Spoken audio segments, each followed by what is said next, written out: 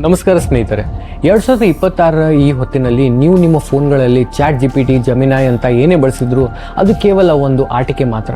ಯಾಕಂದರೆ ಜಗತ್ತಿನ ದೊಡ್ಡ ದೊಡ್ಡ ಸಂಸ್ಥೆಗಳು, ಸರ್ಕಾರಗಳು ನಾವು ನೋಡದ, ಕಲ್ಪಿಸಿಕೊಳ್ಳದ ಒಂದು ಅಸಲಿ AI ಅನ್ನು ಈಗಾಗಲೇ ಬಳಸುತ್ತಿದೆ ಅನ್ನುವ ಭಯಾನಕ ಸತ್ಯ ಹೊರಬೀಳುತ್ತಿದೆ. ಏನಿದು AI ಡಿಪ್ಲಾಯ್ಮೆಂಟ್ ಗ್ಯಾಪ್?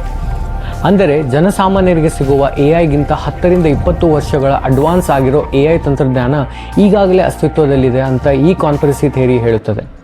ನಿಮ್ಮ ಫೋನ್ಗಳಲ್ಲಿರೋ AI ನಿಮಗೆ ಮಾಹಿತಿ ಕೊಡುತ್ತೆ, ಆದರೆ ಈ ಅಸಲಿ AI ಇಡೀ ಶೇರ್ ಮಾರ್ಕೆಟ್ ಯುದ್ಧಗಳು ಮತ್ತು ದೊಡ್ಡ ದೊಡ್ಡ ದೇಶಗಳ ಚುನಾವಣೆಯನ್ನು ನಿಯಂತ್ರಿಸುತ್ತದೆ.